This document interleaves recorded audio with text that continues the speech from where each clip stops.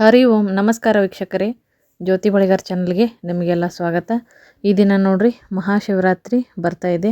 ಅದು ಯಾವಾಗ ಇದೆ ಮತ್ತು ಆ ಒಂದು ಶಿವರಾತ್ರಿಯ ಮಹತ್ವವನ್ನು ಈ ವಿಡಿಯೋದಲ್ಲಿ ನೋಡ್ತಾ ಹೋಗೋಣ. ನೋಡ್ರಿ, ಈ ಒಂದು ಶಿವರಾತ್ರಿ ಹಬ್ಬ ನಮ್ಮ ಒಂದು ಪ್ರಮುಖ ಧಾರ್ಮಿಕ ಹಬ್ಬ ಅಂತಲೇ ಹೇಳ್ಬೋದು. ಈ ಒಂದು ಶಿವರಾತ್ರಿ ಹಬ್ಬದಲ್ಲಿ ಶಿವನ ಆರಾಧನೆ, ರುದ್ರಾಭಿಷೇಕ ಮತ್ತು ಉಪವಾಸ, ಜಾಗರಣೆ ಅತ್ಯಂತ ಮುಖ್ಯವಾದಂಥವು. ಮನೆಯಲ್ಲಿ ಮಾಡುವಂಥ ಕೆಲವೊಂದು ಆಚರಣೆಗಳನ್ನು ನೋಡ್ರಿ.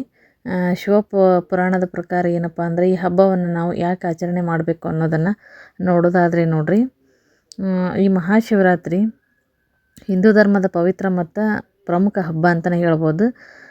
ಈ ಹಬ್ಬವನ್ನು ನಾವು ಫಾಲ್ಗುಣ ಮಾಸದ ಕೃಷ್ಣ ಪಕ್ಷದ ಚತುರ್ದಶಿ ತಿಥಿಯಂದು ಆಚರಣೆಯನ್ನು ಮಾಡ್ತೀವಿ. ಈ ದಿನ ಏನಪ್ಪ ಅಂದರೆ ಭಕ್ತರು ಶಿವನನ್ನು ಪೂಜೆ ಮಾಡ್ತಾರೆ ಮತ್ತು ದೇವಾಲಯಗಳಿಗೂ ಕೂಡ ಭೇಟಿ ಮಾಡ್ತಾರೆ ಮತ್ತು ಅಭಿಷೇಕವನ್ನು ಮಾಡ್ತಾರೆ. ಆಮೇಲೆ ಜಾಗರಣೆ ಮಾಡ್ತಾರೆ. ಮನೆಯಲ್ಲಿ ಕೂಡ ಅಭಿಷೇಕ ಇರುತ್ತೆ, ದೇವಸ್ಥಾನದಲ್ಲಿ ಕೂಡ ಮಾಡ್ತಾರೆ. ಶಿವನ ಒಂದು ರಾತ್ರಿ ಅಂತಲೇ ಹೇಳ್ಬೋದು ಇದನ್ನು. ಶಿವನ ಬಗ್ಗೆ ಭಕ್ತಿ ಮತ್ತು ಗೌರವಗಳನ್ನು ವ್ಯಕ್ತಪಡಿಸುವಂಥ ಒಂದು ವಿಶೇಷ ದಿನ, ವಿಶೇಷ ಸಂದರ್ಭ ಅಂತಲೇ ಹೇಳ್ಬೋದು ನೋಡ್ರಿ. ಈ ವರ್ಷ ಶಿವರಾತ್ರಿ ಯಾವಾಗ ಬರುತ್ತೆ ಅಂತಂದ್ರೆ ಫೆಬ್ರವರಿ 26ನೇ ತಾರೀಕು 2025 ನಡೆಯುತ್ತೆ ಪಂಚಾಂಗದ ಪ್ರಕಾರ. ಚತುರ್ದಶಿ ತಿಥಿ ಏನಪ್ಪ ಅಂದ್ರೆ ಫೆಬ್ರವರಿ 26 ಬೆಳಗ್ಗೆ 11:08 ಪ್ರಾರಂಭವಾಗುತ್ತೆ. ಫೆಬ್ರವರಿ 27 ಬೆಳಗ್ಗೆ 8:54 ಕೊನೆಗೊಳ್ಳುತ್ತೆ. ಹಾಗಾಗಿ 26ನೇ ತಾರೀಕು ನೋಡ್ರಿ ಆಚರಣೆ ಇರುವಂಥದ್ದು.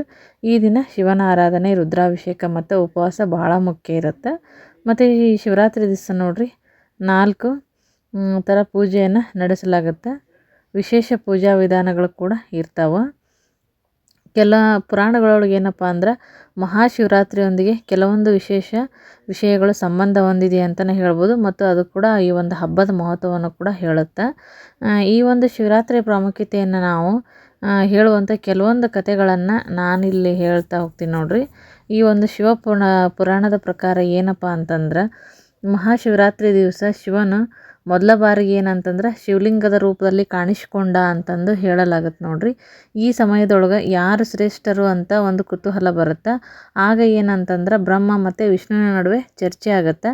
ಈ ಸಮಯದಲ್ಲಿ ಶಿವನು ಏನಂತಂದ್ರೆ ಅನಂತ ಅಗ್ನಿಸ್ತಂಭದ ರೂಪದೊಳಗೆ ಕಾಣಿಸ್ಕೊಂಡ ಮತ್ತು ದೇವತೆಗಳು ಕೂಡ ಆತನ ಶ್ರೇಷ್ಠತೆಯನ್ನು ನೋಡಿದರು ಅಂತ ಹೇಳಲಾಗತ್ತೆ.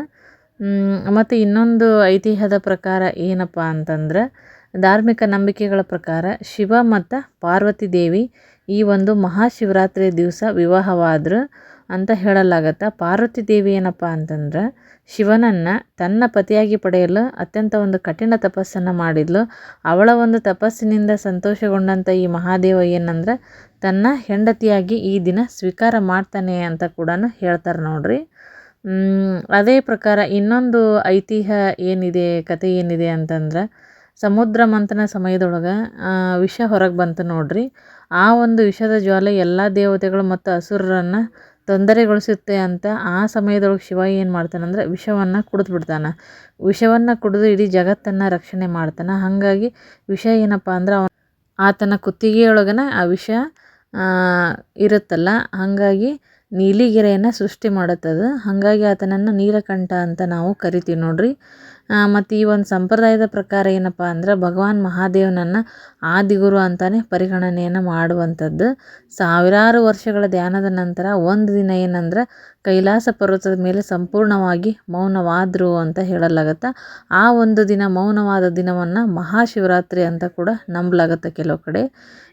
ಈ ಥರ ನೋಡ್ರಿ ಶಿವರಾತ್ರಿ ಮತ್ತು ಶಿವ ಮತ್ತು ನಮ್ಮ ಭಕ್ತಿಗೆ ಒಂದು ಸಮರ್ಪಣೆಯ ಸಂಕೇತ ಅಂತಲೇ ಹೇಳ್ಬೋದು.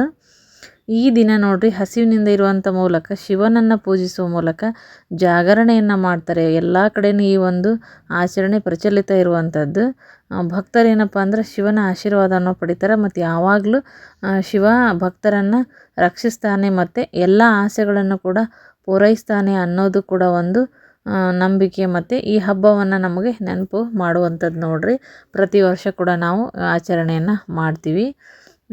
ಇಲ್ಲಿ ಏನಂತಂದ್ರೆ ಈ ಶಿವರಾತ್ರಿಯ ಒಂದು ಮಾಹಿತಿ ಮತ್ತು ಮಹತ್ವವನ್ನು ನೋಡಿದ್ವಿ ನೋಡ್ರಿ. ಇದು ಫೆಬ್ರವರಿ 26ನೇ ತಾರೀಕು ಬರುವಂಥದ್ದು. ಈ ಒಂದು ಶಿವರಾತ್ರಿ ಮಾಹಿತಿಯ ಬಗ್ಗೆ ಇನ್ನೂ ಕೆಲವೊಂದಷ್ಟು ವಿಷಯಗಳನ್ನು ಮತ್ತು ಪೂಜೆಯ ಬಗ್ಗೆ ಮುಂದಿನ ವಿಡಿಯೋದಲ್ಲಿ ಹೇಳ್ತಾ ಹೋಗ್ತೀನಿ ನೋಡ್ರಿ. ಮತ್ತು ಈ ವಿಡಿಯೋ ಇಷ್ಟ ಆಗಿತ್ತಪ್ಪ ಅಂದರೆ ವಿಡಿಯೋಕ್ಕೊಂದು ಲೈಕ್ ಕೊಡಿರಿ ಮತ್ತು ಶೇರ್ ಮಾಡಿ. ಪ್ರತಿನಿತ್ಯ ಬೆಳಗ್ಗೆ ಪಂಚಾಂಗದ ವಿಡಿಯೋ ಬರುತ್ತೆ, ಸಪೋರ್ಟ್ ಮಾಡಿ ಫ್ರೆಂಡ್ಸ್. ಮತ್ತು ಇನ್ನೂ ಯಾರು ನಮ್ಮ ಚಾನಲಿಗೆ ಸಬ್ಸ್ಕ್ರೈಬ್ ಆಗಿಲ್ಲ, ಸಬ್ಸ್ಕ್ರೈಬ್ ಆಗೋದನ್ನು ಮರಿಬೇಡ್ರಿ. ಮತ್ತೆ ಹೊಸ ಒಂದು ಮಾಹಿತಿಯೊಂದಿಗೆ ಮುಂದಿನ ವಿಡಿಯೋದಲ್ಲಿ ಸಿಗ್ತೀನಿ. ವಿಡಿಯೋ ನೋಡಿದ್ದಕ್ಕಾಗಿ ಎಲ್ಲರಿಗೂ ಧನ್ಯವಾದಗಳು.